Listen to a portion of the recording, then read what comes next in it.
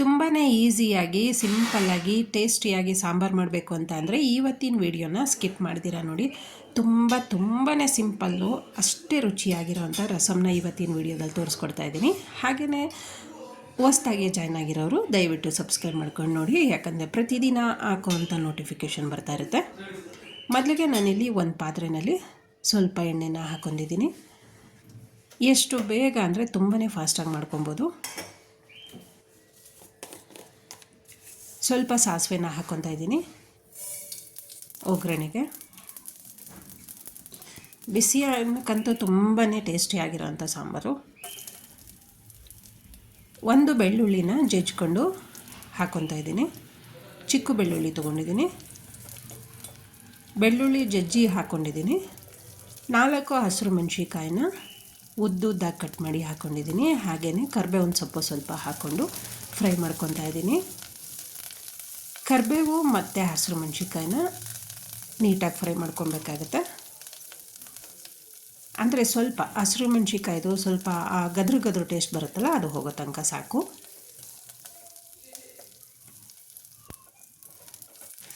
ಮೆಣಸಿನ್ಕಾಯಿ, ಕರಿಬೇವು ಮತ್ತು ಬೆಳ್ಳುಳ್ಳಿ ಫ್ರೈ ಆದಮೇಲೆ ಸ್ವಲ್ಪ ಹುಣಸೆ ಹಣ್ಣಿನ ರಸ ಹಾಕ್ಕೊಂಡಿದ್ದೀನಿ. ಒಂದು ಗೋಲಿ, ಚಿಕ್ಕ ಸೈಜಿನ ಗೋಲಿ ಎಷ್ಟು ಬರುತ್ತೆ ಅಷ್ಟಪ್ಪ ಹುಣಸೆ ಹಣ್ಣನ್ನು ತಗೊಂಡು ರಸ ಮಾಡಿ ಹಾಕ್ಕೊಂಡಿದ್ದೀನಿ. ಹುಳಿ, ಉಪ್ಪು, ಖಾರ ಇರೋದ್ರಿಂದ ತುಂಬಾ ಟೇಸ್ಟಿಯಾಗಿರುತ್ತೆ. ನಿಮಗೆ ಕೆಮ್ಮು, ಶೀತ, ಜ್ವರ ಏನಾದರೂ ಬಂದಾಗ ಇದನ್ನು ಪಟಾಪಟ್ ಅಂತ ಮಾಡ್ಕೊಳ್ಳಿ. ಊಟ ಅಂತೂ ಬಾಯಿ ರುಚಿ ಕೊಡುತ್ತೆ. ಇವಾಗ ನೀರು ಎಷ್ಟು ಬೇಕೋ ಅಷ್ಟನ್ನು ಮಿಕ್ಸ್ ಮಾಡ್ಕೊಳ್ಳಿ. ಅಂದರೆ ನಿಮಗೆ ಖಾರಕ್ಕೆ ತಕ್ಕಂಗೆ ನೋಡ್ಕೊಂಡು ಮಿಕ್ಸ್ ಮಾಡ್ಕೊಳ್ಳಿ. ನಾನು 4 ಹಸಿರು ಮೆಣಸಿನ್ಕಾಯಿ ಹಾಕ್ಕೊಂಡಿದ್ದೀನಿ. ಅದಕ್ಕೆ ಸರಿ ಹೊಂದ್ಕೊಳ್ಳೋಂಗೆ ನೀರನ್ನು ಹಾಕ್ಕೊತಾ ಇದ್ದೀನಿ. ತುಂಬಾ ಫಾಸ್ಟಾಗಿ ಮಾಡ್ಕೊಬೋದು ನೀವು ನೋಡಿ. ನಾನು ನೀರು ಮಿಕ್ಸ್ ಮಾಡ್ಕೊತಾ ಇದ್ದೀನಿ.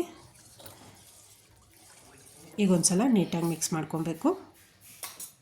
ಇವಾಗ ಇದಕ್ಕೆ ನಾನು ತೊಗರಿಬೇಳೆನ ಅಂದರೆ ಒಣಗಿರೋ ತೊಗರಿಬೇಳೆನ ರುಬ್ಬಿಕೊಂಡು ಪುಡಿ ಮಾಡಿ ಮಿಕ್ಸ್ ಮಾಡ್ಕೊತಾ ಇದ್ದೀನಿ. ಒಂದು 3 ಸ್ಪೂನಷ್ಟು ತೊಗರಿಬೇಳೆನ ಪೌಡ್ರ್ ಮಾಡಿ ಮಿಕ್ಸ್ ಮಾಡ್ಕೊತಾ ಇದ್ದೀನಿ. ನೀವು ಈ ಥರ ತೊಗರಿಬೇಳೆನ ಮಿಕ್ಸ್ ಮಾಡಿ ಹಾಕೋದ್ರಿಂದ ಸಾಂಬಾರು ಟೇಸ್ಟ್ ಚೆನ್ನಾಗಿ ಬರುತ್ತೆ. ಜೊತೆಗೆ ಸ್ವಲ್ಪ ಅರಶಿನ ಪುಡಿ ಹಾಕ್ಕೊಂಡಿದ್ದೀನಿ ಕಲ್ಲರ್ಗೋಸ್ಕರ, ಹಾಗೆ ರುಚಿನೂ ಸಿಗುತ್ತೆ.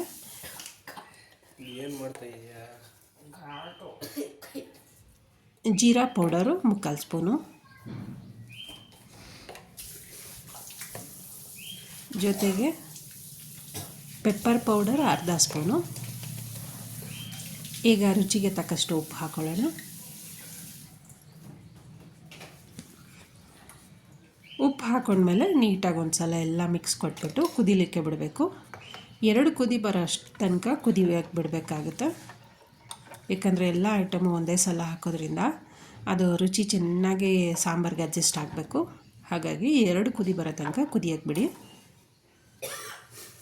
ನೀವೊಂದು ಸಲ ಟ್ರೈ ಮಾಡಿ ಈ ವಿಧಾನದಲ್ಲಿ, ಟೇಸ್ಟ್ ಹೇಗೆ ಬಂತು ಅಂತ ಟ್ರೈ ಮಾಡಿದ್ಮೇಲೆ ತಪ್ಪದೇ ಕಮೆಂಟ್ಸ್ ಹಾಕಿ. ನನಗೆ ಅರಿಶಿನ ಪುಡಿ ಸ್ವಲ್ಪ ಕಡಿಮೆ ಆಯಿತು ಅನ್ನಿಸ್ತು, ಹಾಗಾಗಿ ಇನ್ನೂ ಸ್ವಲ್ಪ ಹಾಕ್ಕೊಂಡಿದ್ದೀನಿ.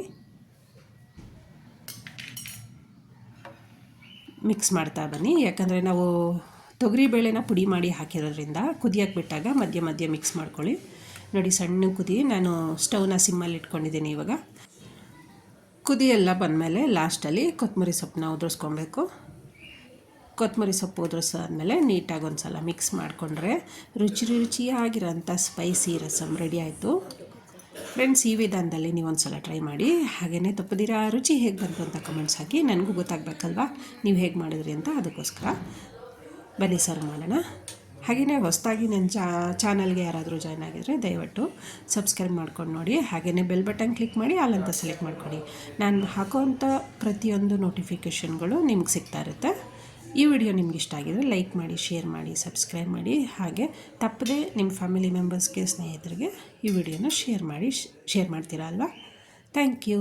ಮತ್ತೆ ಮುಂದಿನ ವಿಡಿಯೋದಲ್ಲಿ ಸಿಗೋಣ.